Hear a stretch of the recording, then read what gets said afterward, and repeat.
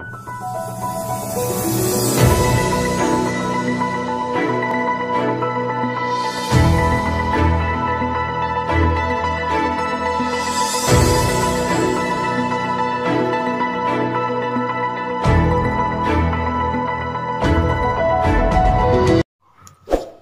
Hind and good evening everyone. How are you all? I hope you all are fine. Today we are going to study class 8th. It so happened supplementary reader chapter number 5, Princess September. This chapter has been written by Somerset Maugham.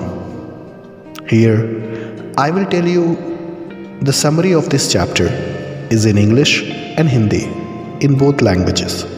So let's start this chapter, Princess September. The king and queen of Siam had 9 daughters. For the queen it was confusing to remember so many names, so the king decided to call them by the names of the month. The youngest was named September. Shyam के राजा और रानी की 9 पुत्रियां थीं। रानी के लिए इतने सारे नामों को याद रखना काफ़ी परेशानी की बात थी, इसलिए राजा ने इन्हें महीनों के नाम से बुलाने का निर्णय लिया। सबसे छोटी का नाम सितंबर रखा गया। The king had a peculiar habit. Instead of receiving gifts on his birthday, he gave them. One year he gifted his daughters, each with a green parrot in a golden cage. The princes were glad. They spent an hour every day with them. The parrots could say, "God save the king" and "Pretty Polly" in 7 languages. राजा को एक विचित्र आदत थी। वो अपने जन्मदिन पर उपहार लेने के बजाय उपहार देना पसंद करता था। एक साल उसने अपने पुत्रियों में से प्रत्येक को सोने के पिंजरे में एक एक हरा तोता उपहार में दिया। शहजादियाँ काफ़ी खुश थीं। वे अपने साथ रोज 1 घंटे उन तोतों को प्रशिक्षण देती थी। तोते 7 भाषाओं में कहते थे, परमात्मा राजा को बचाए और सुंदर poly. But Princess September found one morning her parrot dead. She wept and wept. She could not be comforted. The queen told the maid servant to put her to sleep without supper. The maids wanted to go a party, so they put Princess September to bed as soon as possible. Thus, the princess was left alone, crying in her bed. The princess saw a little bird come into her room. It began to sing. It sang about King's garden, the golden fish, the willow trees, etc. The princess forgot about her supper. परंतु शहजादी सितंबर ने एक सुबह अपने तोते को मृत पाया। वह रोई और रोती रही। उसे शांत नहीं किया जा सका। रानी ने नौकरानियों को उसे बिना शाम के खाने के सुलाने को कहा। नौकरानियां किसी पार्टी में जाना चाहती थी, अतः उन्होंने राजकुमारी को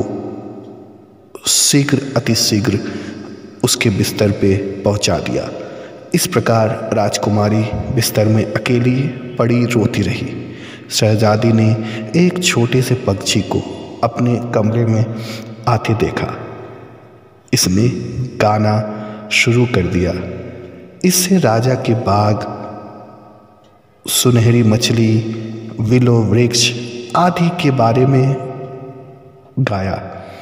शहजादी अपने शाम के खाने के बारे में भूल गई। The little bird gave the princess a bow. The bird asked her if she would have it in place of her parrot. The bird agreed that it was not a pretty it was not a pretty, but he had much better voice. The princess clapped her hand with delights. The bird sang and the princess went to sleep. छोटे पक्षी ने शहजादी का झुककर अभिवादन किया। पक्षी ने पूछा, क्या वो अपने तोते की जगह उसे रखेगी? पक्षी यह मानकर रह गया कि वो सुंदर नहीं है, लेकिन उसने ये भी कहा कि मेरे पास एक अच्छी आवाज़ है। शहजादी ने खुशी से तालियां बजाई। पक्षी ने गाना गाया और शहजादी सो गई। The next morning, the bird wished the princess good morning. The princess offered it food with her own hand. She bathed it in her saucer. The maids of honor were surprised. They had not heard before that this kind of sweet song of such a bird. The princess took the bird to her 8 sisters. The bird sang different songs to the princess. The king and the queen were surprised and delighted to see the bird. अगली सुबह पक्षी ने शहजादी को नमस्ते किया। राजकुमारी ने उसे अपने हाथों से खाना खिलाया। उसने इसे अपनी कटोरी में नहलाया भी। नौकरानियाँ आश्चर्यचकित हो गईं। उन्होंने पहले कभी किसी ऐसे पक्षी को ऐसा सुंदर गाना गाते नहीं सुना था। शहजादी पक्षी को अपने 8 बहनों के पास ले गई। शहजादी ने डिसाइड किया कि पक्षी ने शहजादियों को गाना सुनाएगा। पक्षी भिन्न भिन्न गाने सुनाए। पक्षी को देखकर राजा और रानी चकित और खुश हो गए। The king said that the bird sang much better than the parrot. He also said that he did not mind to hear the bird sing. He had got tired of the parrot saying pretty Polly again and again. The princess said that the parrot said in 7 different languages. The king said that they reminded him of his counselor. राजा ने कहा कि पक्षी तोतों से अधिक अच्छा गाता है। उसने यह भी कहा कि उसे पक्षी को गाते सुनने में कोई एतराज़ नहीं।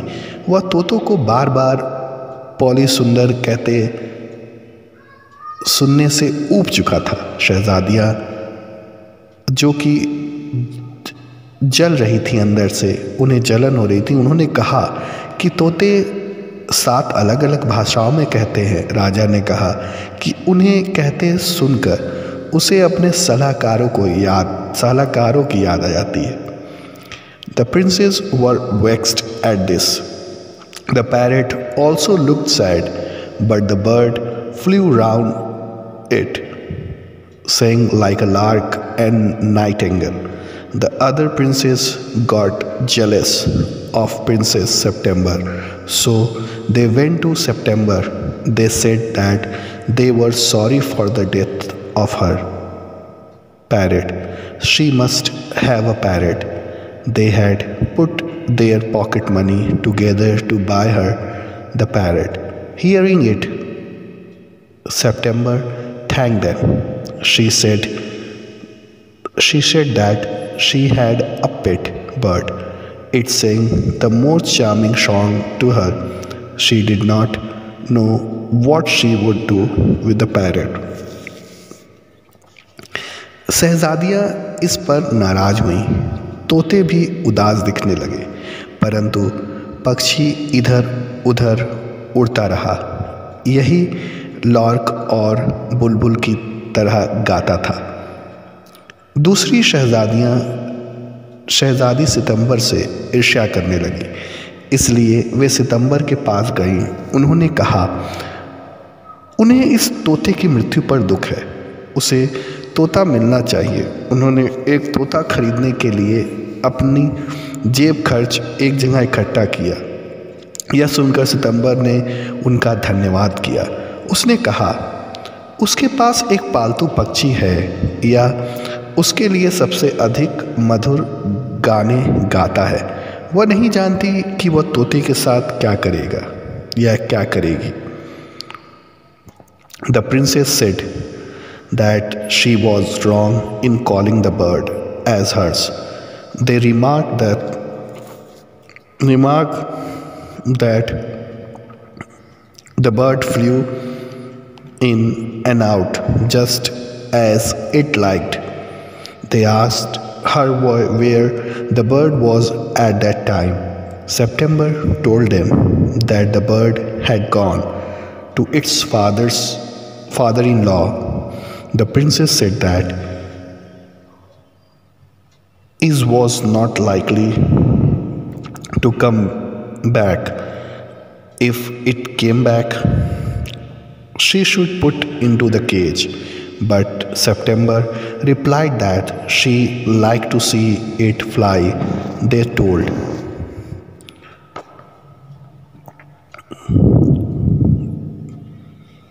her that safety first should be the objective. They went away. Princess September felt uneasy.